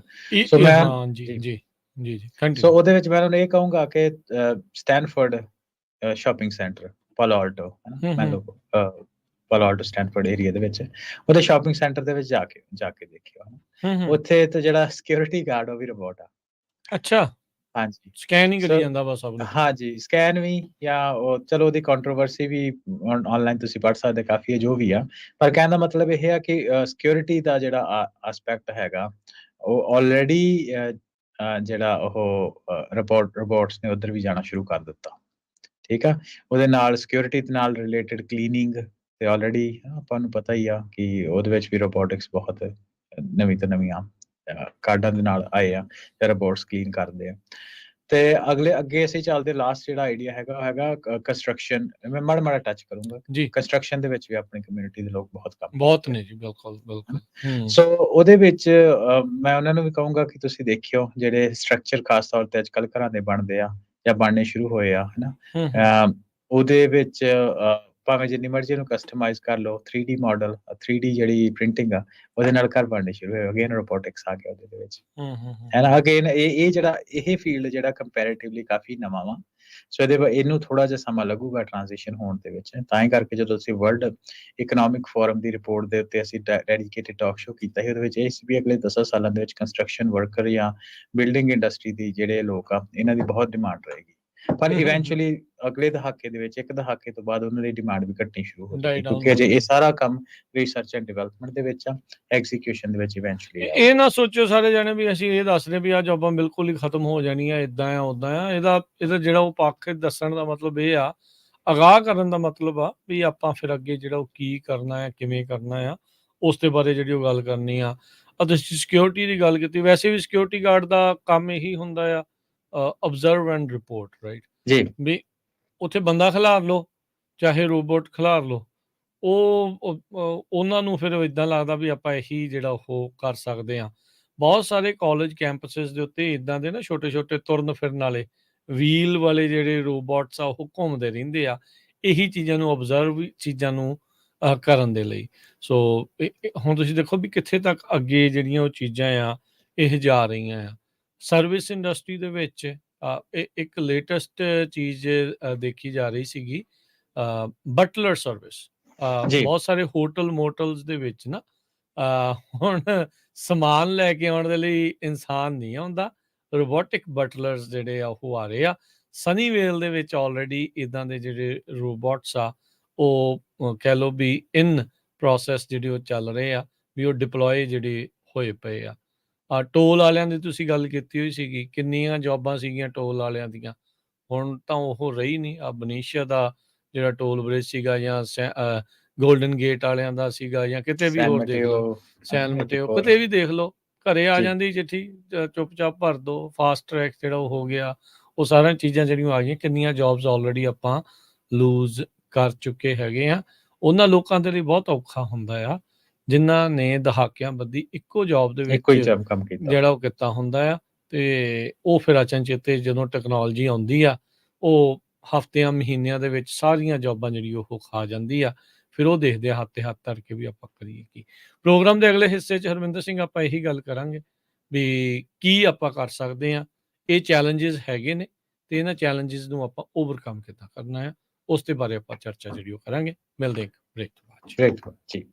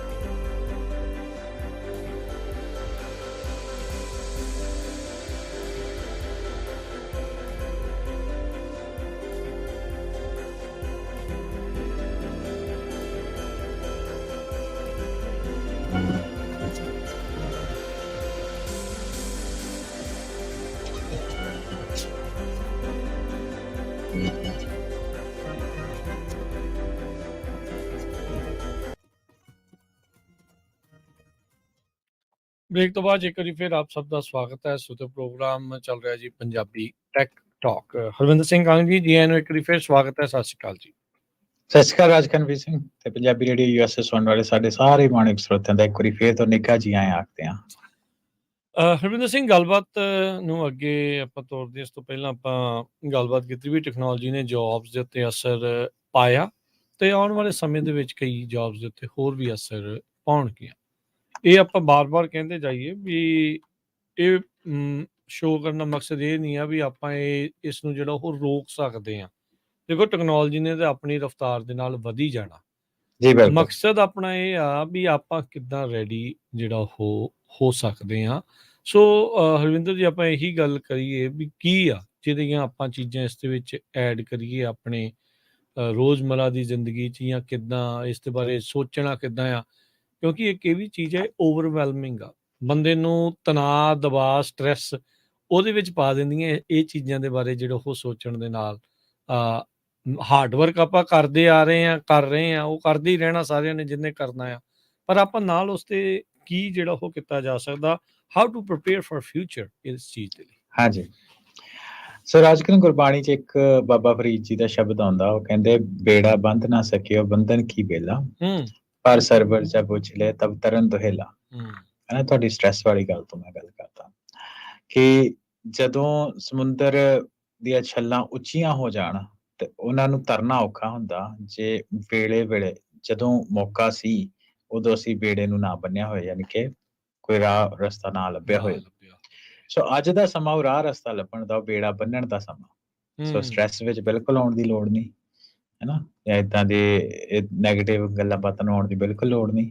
ਅੱਜ ਬੇੜਾ ਬੰਨਣ ਦਾ ਸਮਾਂ, ਜਿਹੜਾ ਪਾਣੀ ਨੂੰ ਬੰਨਣ ਦਾ ਟਾਈਮ। ਅੱਜ ਅਸੀਂ ਪ੍ਰੀਪੇਅਰ ਹੋਵਾਂਗੇ, 50 ਸਾਲਾਂ ਨੂੰ ਆਪਾਂ ਕੁਛ ਨਾ ਕੁਛ ਕਰ ਲੈਣਾ। ਬਥੇਰੇ ਆਪਾਂ ਕਹਿੰਦੇ ਨਾ ਪੰਜਾਬੀ 'ਚ ਵੀ ਅੱਜ ਗਾੜੀ ਹੁੰਦੇ ਆਪਾਂ ਲੋਕ ਪੰਜਾਬੀ। ਸੋ ਉਹਦੇ ਵਿੱਚ ਇਹ ਆ ਕਿ ਅੱਜ ਇਹ ਸਾਰੀ ਚੀਜ਼ਾਂ ਨੂੰ ਅੰਡਰਸਟੈਂਡ ਕਰੀਏ ਆਪਾਂ ਫਿਊਚਰ 'ਚ ਕਿੱਥੇ ਜਾ ਰਹੇ ਹਾਂ, ਤਾਂ ਕਿ ਸਾਡਾ ਫਿਊਚਰ ਜਿਹੜਾ ਉਹ ਠੀਕ ਹੋ ਸਕੇ। ਸੋ ਮੈਂ ਆਪਾਂ ਨੂੰ ਕੁਛ ਐਗਜ਼ਾਮਪਲ ਵੀ ਫੇਰ ਲੈਂਦੇ ਹਾਂ, ਪਿਛਲੇ ਸ਼ੋਜ਼ ਵਿੱਚ ਵੀ ਲਈਆਂ, ਪਰ ਫੇਰ ਲਵਾਂਗੇ ਕਿਉਂਕਿ ਵਰਥ ਆ ਦੁਬਾਰਾ ਉਹਨੂੰ ਰਿਪੀਟ ਕਰਨਾ ਜ਼ਰੂਰ। ਟੈਕਸੀ ਤੇ ਊਬਰ, ਆਪਾਂ ਲੋਕ ਕਾਫੀ ਟੈਕਸੀ ਵਿੱਚ ਮੈਡੈਲੀਅਨ ਹੁੰਦੀਆਂ ਸੀ, ਹਨਾ, ਤੇ ਊਬਰ ਨੇ ਕਿੱਦਾਂ ਉਸ ਕੰਮ ਨੂੰ ਖਤਮ ਕੀਤਾ। ਟੋਲ ਪਲਾਜ਼ਾ ਦੀ ਅਸੀਂ ਐਗਜ਼ਾਮਪਲ ਲਈ, ਅਸੀਂ ਅਸੈਂਬਲੀ ਲਾਈਨ ਦੀ ਐਗਜ਼ਾਮਪਲ ਲਈ। ਇਹ ਸਾਰੀਆਂ ਚੀਜ਼ਾਂ ਆਪਾਂ ਆਪਣੀ ਅੱਖੀਂ ਦੇਖੀਆਂ, ਸਾਡੀ ਜਨਰੇਸ਼ਨ ਨੇ ਵੀ, ਸਾਡੇ ਤੋਂ ਪਿਛਲੀ ਜਨਰੇਸ਼ਨ ਨੇ ਵੀ, ਇਹ ਚੀਜ਼ਾਂ ਕਾਮਨ ਆ। ਹੁਣ ਅੱਗੇ ਕੀ ਕਰੀਏ, $1 ਮਿਲੀਅਨ ਕੁਐਸਚਨ। ਸੋ ਇੱਕ ਤਾਂ ਇਹ ਆ ਵੀ ਆਪਾਂ ਨੂੰ ਨਾ ਜੌਬਸ ਦਾ ਲੈਂਡਸਕੇਪ ਸਮਝਣ ਦੀ ਲੋੜ ਆ। ਉਹ ਅਸੀਂ ਜੇ 1000 ਫੁੱਟ ਤਾਂ ਤੋਂ ਲੁਕਿੰਗ ਫਰੋਮ 1000 ਫੀਟ ਅਬਵ ਅਸੀਂ ਜੇ ਦੇਖੀਏ ਤੇ ਪੁਰਾਣੇ ਸਮੇਂ ਦੇ ਵਿੱਚ ਮੁੱਲ ਸੀ ਸਾਰਾ ਹੀ ਮਿਹਨਤ ਦਾ, ਫਿਜ਼ੀਕਲ ਮਿਹਨਤ ਦਾ, ਲੇਬਰ ਦਾ। ਕਾਫੀ ਮੁੱਲ ਸੀ ਉਹਦਾ ਵੀ ਤੁਸੀਂ ਫਿਜ਼ੀਕਲੀ ਲੇਬਰ ਕਰ ਲੈਂਦੇ ਹੋ ਤੇ ਠੀਕ ਆ, ਤੁਸੀਂ ਕੁਛ ਨਾ ਕੁਛ ਅਰਨ ਕਰ ਲੈਂਦੇ। ਜਿਹੜਾ ਸਾਡੀ ਵਾਲੀ ਜਨਰੇਸ਼ਨ ਸੀ ਜਾਂ ਲੇਟ ਪਿਛਲੀ ਜਨਰੇਸ਼ਨ ਸੀ, ਉਹਨਾਂ ਦਾ ਹੈਗਾ ਸੀ ਕਿ ਸਾਰਾ ਦਿਮਾਗੀ ਵਰਕ ਸੀ, ਹਨਾ, ਵੀ ਦਿਮਾਗ ਦੇ ਨਾਲ ਤੁਸੀਂ ਕੰਮ ਕਰ ਲਓ। ਕਲੈਰੀਕਲ ਜੌਬਾਂ ਦੀ ਅਸੀਂ ਗੱਲ ਕੀਤੀ ਹੈ ਨਾ, ਕੈਲਕੂਲੇਸ਼ਨਸ ਹੋ ਗਈਆਂ ਦੂਸਰੀਆਂ ਤੀਸਰੀਆਂ। ਉਸ ਤੋਂ ਬਾਅਦ ਇਹ ਦੱਸੀ ਕਿ ਪੈਸਟ ਜਿਹੜਾ ਸੀ ਉਹ ਤੇ ਪ੍ਰੈਜ਼ੈਂਟ ਦੇ ਨਾਲ ਫਿਊਚਰ ਕਿੱਦਾਂ ਡਿਫਰੈਂਟ ਆ। ਉਹਦਾ ਸਵਾਲ ਅਸੀਂ ਆਰਟੀਫਿਸ਼ੀਅਲ ਇੰਟੈਲੀਜੈਂਸ ਵਾਲੀ ਗੱਲ ਦੇ ਵਿੱਚ ਕੀਤਾ ਕਿ ਜਿਹੜਾ ਫਿਊਚਰ ਆ ਦੈਟ ਇਜ਼ ਕ੍ਰੀਏਟਿਵ ਵਰਕ। ਜਿਹੜਾ ਤਾਂ ਰਿਡੰਡੈਂਟ ਵਰਕ ਆ, ਭਾਵੇਂ ਦਿਮਾਗੀ ਭਾਵੇਂ ਫਿਜ਼ੀਕਲ ਹੋ, ਜਾਂ ਤਾਂ ਆਰਟੀਫਿਸ਼ੀਅਲ ਇੰਟੈਲੀਜੈਂਸ ਨੇ ਸਾਂਭ ਲੈਣਾ ਜਾਂ ਰੋਬੋਟਿਕਸ ਨੇ। ਜਿਹੜਾ ਕ੍ਰੀਏਟਿਵ ਵਰਕ ਆ, ਜਿਹੜੇ ਪਰਮਾਤਮਾ ਨੇ ਮਨੁੱਖ ਨੂੰ ਦਿਮਾਗ ਦਿੱਤਾ ਕਿ ਨਵੀਂ ਚੀਜ਼ਾਂ ਲੱਭਣੀਆਂ, ਨਵੀਂ ਕਾਢਾਂ ਕਰਨੀਆਂ, ਨਵੇਂ ਤਰੀਕੇ ਨਾਲ ਕੰਮ ਕਰਨੇ, ਐਫੀਸ਼ੀਐਂਸੀ ਰੱਖਣੀ ਚੀਜ਼ਾਂ ਦੀ, ਉਹ ਜਿਹੜੀਆਂ ਚੀਜ਼ਾਂ ਉਹਨੂੰ ਕਦੇ ਮਸ਼ੀਨ ਰਿਪਲੇਸ ਨਹੀਂ ਕਰ ਸਕਦੀ। ਬਿਲਕੁਲ, ਠੀਕ ਆ ਜੀ। ਸੋ ਹੁਣ ਇਹ ਸਾਰੀਆਂ ਚੀਜ਼ਾਂ ਫਿਰ ਮੈਂ ਦੁਬਾਰਾ ਇਸ ਚੀਜ਼ ਨੂੰ ਕਨਸੈਪਟ ਨੂੰ ਰਿਪੀਟ ਕਰ ਦਿੰਦਾ ਜੀ। ਸੌਰੀ ਹਰਵਿੰਦਰ, ਮੈਂ ਤੁਹਾਨੂੰ ਟੋਕ ਰਿਹਾ, ਪਰ ਹਰ ਇੱਕ ਬੰਦਾ ਇਸ ਚੀਜ਼ ਦੇ ਕੇਪੇਬਲ ਵੀ ਨਹੀਂ। ਆਪਾਂ ਇਹ ਵੀ ਆਪਾਂ ਨੂੰ ਜਿਹੜਾ ਦੇਖੀਏ ਕੇਪੇਬਲ ਹੋਣਗੇ, ਪਰ ਹਰ ਇੱਕ ਬੰਦਾ ਕਰ ਨਹੀਂ ਸਕਦਾ। ਸੋ ਇੱਕ ਥੋੜੀ ਜਿਹੀ ਇਹ ਵੀ ਆ ਜਾਂਦੀ ਹੈ ਨਾ ਵੀ ਨਹੀਂ ਯਾਰ, ਮੇਰੇ ਤੋਂ ਇਹ ਚੀਜ਼ ਹੋ ਨਹੀਂ ਸਕਦੀ। ਆਈ ਨੋ ਆਪਾਂ ਕਹਿ ਦਿੰਦੇ ਹਾਂ ਈਜ਼ੀਅਰ ਸੈਡ ਦੈਨ ਡਨ, ਵੀ ਨਹੀਂ ਆਪਾਂ ਏਦਾਂ ਸੋਚਣਾ ਨਹੀਂ, ਪਰ ਮਾਸਿਸ ਇਹ ਸਾਰੀਆਂ ਚੀਜ਼ਾਂ ਕਰ ਸਕਣਗੇ ਜੀ। ਬਿਲਕੁਲ ਕਰਨੀਆਂ ਪੈਣੀਆਂ ਰਾਜ ਕਰਨ, ਫਿਊਚਰ ਇਹ ਆ। ਹੁਣ ਮੈਂ ਇਹ ਨਹੀਂ ਕਹਿੰਦਾ ਵੀ ਇਹਨੂੰ ਸਾਰੇ ਜਾਣੇ ਕੋਡਿੰਗ ਕਰ ਲੈਣ ਜਾਂ ਆਰਟੀਫੀਸ਼ੀਅਲ ਇੰਟੈਲੀਜੈਂਸ ਨੂੰ ਸਮਝੀ ਜਾਣ, ਹਨਾ, ਉਹ ਚੀਜ਼ਾਂ ਹਰ ਇੱਕ ਦੇ ਵੱਸ ਦੀ ਨਹੀਂ ਹੁੰਦੀਆਂ। ਪਰ ਅਸੀਂ ਐਗਜ਼ਾਮਪਲ ਇਹਨੇ ਪਿੰਡਾਂ ਤੋਂ ਹੈ ਨਾ। ਬਿਲਕੁਲ ਪਿੰਡ ਦੇ ਮੈਂ ਬਾਰ-ਬਾਰ ਐਗਜ਼ਾਮਪਲ ਇਹ ਰਹੀ ਨਾ ਵੀ ਆਪਾਂ ਜਿਹੜੇ ਮਾਹੌਲ ਦੇ ਵਿੱਚੋਂ ਆਏ ਹਾਂ, ਉਹ ਇੱਕ ਬੇਸਿਕ ਯੂਨਿਟ ਉਹਨਾਂ ਦਾ ਪਿੰਡ ਹੁੰਦਾ। ਬਿਲਕੁਲ ਜਿਹੜੇ ਅਨਪੜ੍ਹ ਲੋਕ ਵੀ ਕਈ ਵਾਰ ਪਿੰਡਾਂ ਦੇ ਵਿੱਚ ਹੁੰਦੇ ਆ, ਉਹਨਾਂ ਨੇ ਜਿਹਨੂੰ ਕਹਿੰਦੇ ਆਪਾਂ ਜੁਗਾੜ ਲਾਉਣਾ ਹਾਂਜੀ ਕੰਮ ਦਾ, ਹਨਾ। ਜੀ ਜੀ ਪੈਲੀਆਂ ਦੇ ਵਿੱਚ ਕੋਈ ਚੀਜ਼ ਕਰਨੀ, ਹਨਾ, ਸਹੀ ਜਾਂ ਕੋਈ ਹੋਰ ਕਾਰੋਬਾਰ ਕਰਨਾ, ਉਹਨੂੰ ਕਿਸੇ ਵੱਖਰੇ ਤਰੀਕੇ ਦੇ ਨਾਲ ਕਰਨਾ, ਹੂੰ thinking out of the box. ਹੁਣ ਇਹ ਹੂੰ ਪੜ੍ਹੇ ਲਿਖੇ ਜਾਂ ਅਨਪੜ੍ਹ ਬੰਦੇ ਦੀ ਗੱਲ ਦੀ ਇਹ ਨਹੀਂ ਗੱਲ ਹੁੰਦੀ, ਹਨਾ। ਕ੍ਰੀਏਟੀਵਿਟੀ ਜਿਹੜੀ ਆ ਉਹ ਕੋਈ ਵੀ ਬੰਦਾ ਕਰ ਸਕਦਾ, ਹੂੰ ਹਨਾ। ਸੋ ਆਪਾਂ ਨੂੰ ਲਕੀਰ ਦੇ ਫਕੀਰ ਨਹੀਂ ਬਣਨਾ ਪੈਣਾ, ਆਪਾਂ ਨੂੰ ਥੋੜਾ ਜਿਹਾ ਲੀਕ ਤੋਂ ਹਟ ਕੇ ਸੋਚਣਾ ਪੈਣਾ, ਤੇ ਭਵਿੱਖ ਤੁਹਾਡਾ ਹੀ ਆ। ਹੂੰ ਠੀਕ ਹੈ ਸੋ ਜੀ। ਸੋ ਬਿਲਕੁਲ ਇਹ ਚੀਜ਼ਾਂ ਨੂੰ ਧਿਆਨ ਰੱਖਣ ਦੀ ਲੋੜ ਆ ਕਿ ਇਹਦੇ ਲਈ ਆਪਾਂ ਰਾਜ ਕਰਨ ਅੱਜ ਦੇ ਸਮੇਂ ਦੇ ਵਿੱਚ, ਕਿਉਂਕਿ ਸਾਰਿਆਂ ਨੂੰ ਪਤਾ ਫਿਊਚਰ ਇਦਾਂ ਦਾ ਆ ਰਿਹਾ। ਸੋ ਟੈਕਨੋਲੋਜੀ ਸੈਕਟਰ ਦੇ ਵਿੱਚ ਵੀ ਬੜੀ ਹਾਹਾਕਾਰ ਹੈ। ਮੈਂ ਥੋੜੀ ਜਿਹੀ ਉਹਦੀ ਵੀ ਗੱਲਾਂ ਬਾਤਾਂ ਕਰਾਂ। ਜ਼ਰੂਰ ਈਲਨ ਮਸਕ ਦੀ ਇੱਕ ਇੰਟਰਵਿਊ ਦੇ ਵਿੱਚ ਸੁਣਿਆ ਕਿ ਜਿਹੜਾ ਇੰਟਰਵਿਊਅਰ ਸੀ ਉਹਨੇ ਸਵਾਲ ਪੁੱਛਿਆ ਉਹਨੂੰ ਕਿ ਦੇਖੋ ਰੋਬੋਟਿਕਸ, ਆਰਟੀਫਿਸ਼ੀਅਲ ਇੰਟੈਲੀਜੈਂਸ, ਹੈ ਨਾ, ਦੀ ਦੁਨੀਆ ਦੇ ਵਿੱਚ ਕਿੰਨੀਆਂ ਜੌਬਾਂ ਜਾਣਗੀਆਂ, ਪ੍ਰਪੋਰਸ਼ਨਲੀ ਘੱਟ ਜੌਬਾਂ ਕ੍ਰੀਏਟ ਹੋਣੀਆਂ, ਅਬਾਊਟ 60% ਦਾ ਮੰਨਿਆ ਜਾਂਦਾ, 40% ਨਹੀਂ ਕ੍ਰੀਏਟ ਹੋਣਗੀਆਂ। ਠੀਕ ਹੈ ਤੇ ਉਸ ਸਮੇਂ ਦੇ ਵਿੱਚ ਲੋਕਾਂ ਨੂੰ ਕਿੱਥੋਂ ਫੂਡ ਮਿਲੂਗਾ? ਸੋ ਉਹਦਾ ਇੱਕ ਕਾਰਨ ਈਲਨ ਮਸਕ ਵਰਗਾ ਬੰਦਾ ਜਿਹੜਾ ਕਿ ਟਾਪ ਆਫ ਦ ਚੇਨ ਹੈ ਸਾਰੇ ਆਈਡੀਆ ਦੇ ਵਿੱਚ, ਜੀ ਉਹ ਕਹਿੰਦਾ ਕਿ ਕਿਸੇ ਨਾ ਕਿਸੇ ਤਰੀਕਾ ਯੂਨੀਵਰਸਲ ਬੇਸਿਕ ਇਨਕਮ ਤਾਂ ਚਾਹੀਦੀ ਹੋਣੀ ਆ।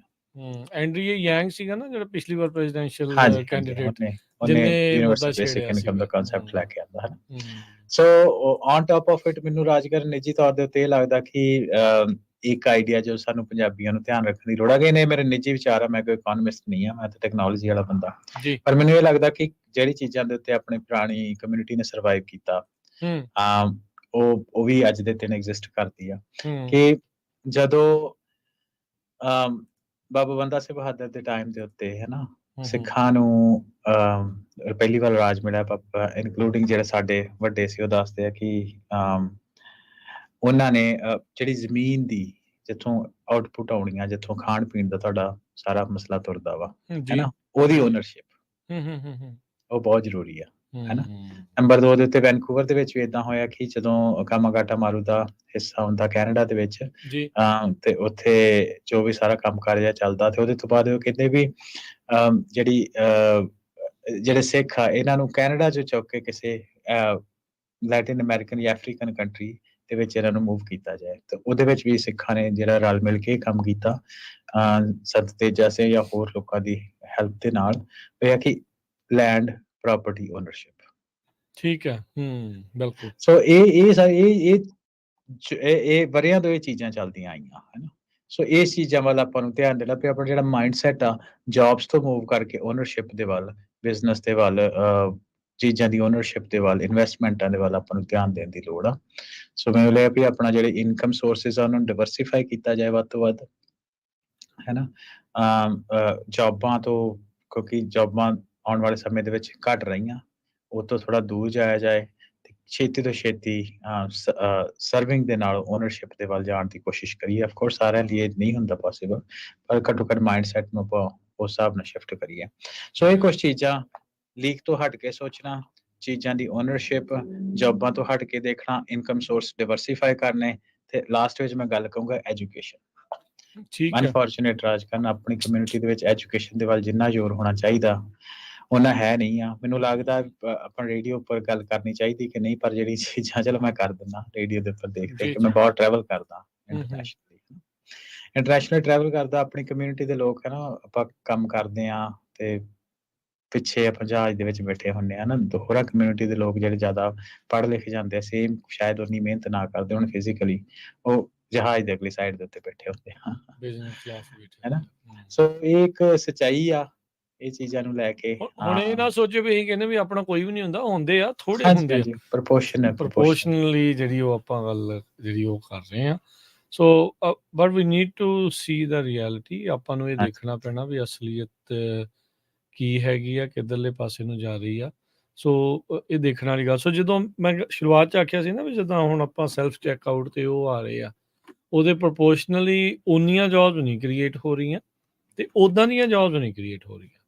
ਸੈਲਫ ਚੈੱਕਆਊਟ ਕੀਓਸਕ ਜਾਂ ਉਹ ਸੌਫਟਵੇਅਰਸ ਨੂੰ ਮੇਨਟੇਨ ਕਰਨ ਦੇ ਲਈ ਹਾਇਰ ਐਜੂਕੇਸ਼ਨ ਜੌਬਸ ਜਿਹੜੀਆਂ ਉਹ ਡੈਫੀਨੇਟਲੀ ਆ ਰਹੀਆਂ। ਇਹ ਨਹੀਂ ਆ ਵੀ ਸਾਡੇ 'ਚੋਂ ਕੋਈ ਜਿਹੜੇ ਉਹ ਜ਼ਿਆਦਾ ਪੜ੍ਹੇ ਲਿਖੇ ਵਾਲੇ ਨਹੀਂ ਆ, ਪਰ ਪ੍ਰਪੋਰਸ਼ਨਲੀ ਆਪਣੀ ਕਮਿਊਨਿਟੀ ਵਾਈਜ਼ ਉਹ ਥੋੜ੍ਹੇ ਘੱਟ ਨੇ। ਹਾਲ ਦੀ ਘੜੀ ਜੌਬਸ ਜਿਹੜੀਆਂ ਉਹ ਹੈਗੀਆਂ ਨੇ, ਪਰ ਇਵੈਂਚੁਅਲੀ ਇਹ ਘਟਦੀਆਂ ਜਿਹੜੀਆਂ ਜਾਣੀਆਂ। ਘਟਦੀਆਂ ਜਾਂਦੀਆਂ। ਹੁਣ ਤੁਸੀਂ ਸੈਲਫ ਚੈੱਕਆਊਟ ਦੇ ਉੱਤੇ ਵੀ ਦੇਖ ਲਓ ਫ਼ਰਕ ਕਿੰਨਾ ਪੈ ਗਿਆ ਸਾਲ, 1.5 ਸਾਲ ਦੇ ਵਿੱਚ। ਅੱਗੇ ਜਿਹੜਾ ਸੈਲਫ ਚੈੱਕਆਊਟਸ ਹੁੰਦੇ ਸੀ, ਤੁਸੀਂ ਕਰਦੇ ਸੀ, ਕਰਕੇ ਚਲੇ ਜਾਂਦੇ ਸੀਗੇ। ਹੁਣ ਉਹਨਾਂ ਨੇ ਸਾਰਿਆਂ ਦੇ ਉੱਤੇ ਕੈਮਰਾ ਲਾ ਲਿਆ, ਮੋਨੀਟਰਿੰਗ ਕਰ ਰਹੇ ਆ। ਉਹ ਸੌਫਟਵੇਅਰ ਕਰ ਰਿਹਾ, ਕੋਈ ਬੰਦਾ ਨਹੀਂ ਕਰ ਰਿਹਾ। ਉਹਨਾਂ ਨੇ ਕੈਮਰਾ ਲੱਗਾ, ਉਹ ਦੇਖਦੇ ਆ ਵੀ ਤੁਸੀਂ ਸਾਰਾ ਕੁਛ ਸਕੈਨ ਕਰ ਲਿਆ ਕਿ ਨਹੀਂ ਕਰ ਲਿਆ। ਜੇ ਉਹ ਲੱਗਦਾ ਵੀ ਕੁਛ ਰਹਿ ਜਾਂਦਾ ਆ, ਉਹ ਆਪਣੇ ਆਪ ਲਾਲ ਹੋ ਜਾਂਦਾ ਆ। ਉਹ ਫਿਰ ਤੁਹਾਡੇ ਕੋਲ ਬੰਦਾ ਆਉਂਦਾ ਵੀ ਦੱਸੋ ਤੁਹਾਨੂੰ ਕੋਈ ਪ੍ਰੋਬਲਮ ਤਾਂ ਨਹੀਂ? ਫਿਰ ਉਹ ਚੈੱਕ ਕਰਦਾ ਹੈ ਤੁਹਾਡਾ ਸਮਾਨ ਵੀ ਤੁਸੀਂ ਐਕਚੁਅਲ 'ਚ ਸੈਲਫ ਚੈੱਕਆਊਟ ਦੇ ਸਾਰਾ ਸਮਾਨ ਜਿਹੜਾ ਉਹ ਚੈੱਕ ਕੀਤਾ ਆ ਜਾਂ ਨਹੀਂ ਕੀਤਾ। ਬਹੁਤ ਵਾਰੀ ਤੁਸੀਂ ਸੈਲਫ ਚੈੱਕਆਊਟ ਦੀ ਜਦੋਂ ਤੁਸੀਂ ਉੱਥੇ ਦੇਖ ਰਹੇ ਹੁੰਦੇ ਇੰਨੇ ਕਾਊਂਟਰਸ ਦੇ ਉੱਤੇ, ਇੱਦਾਂ ਦੀ ਚੀਜ਼ ਜਿਹੜੀ ਉਹ ਹੋ ਜਾਂਦੀ ਆ। ਸੋ ਇਹ ਜੌਬਸ ਜਿਹੜੀਆਂ ਕਿਤੇ ਜਾ ਰਹੀਆਂ ਆ, ਉਹਦਾ ਕੁਛ ਹਿੱਸਾ ਆ ਰਿਹਾ ਆ ਜੌਬਸ ਦੇ ਵਿੱਚ, ਬਟ ਉਹ ਵੱਖਰੇ ਤਰੀਕੇ ਟੋਟਲੀ ਨਾਲ। ਡਿਫਰੈਂਟ ਕਾਈਂਡ ਆਫ ਜੌਬਸ ਆ। ਤੇ ਆਪਣੀ ਕਮਿਊਨਿਟੀ ਸ਼ਾਇਦ ਉਹਦੇ ਲਈ ਅਜੇ ਪੂਰੀ ਤਰ੍ਹਾਂ ਜਿਹੜੀ ਪ੍ਰਿਪੇਅਰ ਨਹੀਂ ਹੋ ਰਹੀ, ਤੇ ਆਪਾਂ ਨੂੰ ਬਹੁਤ ਹੀ ਸ਼ਿੱਦਤ ਦੇ ਨਾਲ ਇਸ ਦੇ ਵਿੱਚ ਸੋਚ ਵਿਚਾਰ ਘੋਖ ਕਰਨ ਦੀ ਜਿਹੜੀ ਉਹ ਜ਼ਰੂਰਤ ਆ ਵੀ ਆਪਾਂ ਆਪਣੇ ਭਵਿੱਖ ਨੂੰ, ਨੌਜਵਾਨਾਂ ਨੂੰ ਕਿਹੜੇ ਵਾਲੇ ਪਾਸੇ ਨੂੰ ਜਿਹੜਾ ਉਹ ਤੋਰਨਾ ਆ। ਨੋ ਡਾਊਟ ਕਈ ਜੌਬਸ ਆਪਾਂ ਨੂੰ ਇਸ ਟਾਈਮ ਸੁਹਾਣੀਆਂ ਵੀ ਲੱਗਦੀਆਂ, ਲੁਭਾਣੀਆਂ ਵੀ ਲੱਗਦੀਆਂ ਆ, ਬਟ ਫਿਊਚਰ ਇਜ਼ ਬਲੀਕ ਉਹ ਵਾਲੀਆਂ ਜੌਬਸ ਦੇ ਲਈ ਆਪਾਂ ਨੂੰ ਥੋੜ੍ਹਾ ਜਿਹਾ ਆਪਣਾ ਮਾਈਂਡ ਸੈਟ ਇਸ ਚੀਜ਼ ਦੇ ਵਿੱਚ ਚੇਂਜ ਕਰਨਾ ਪੈਣਾ ਆ।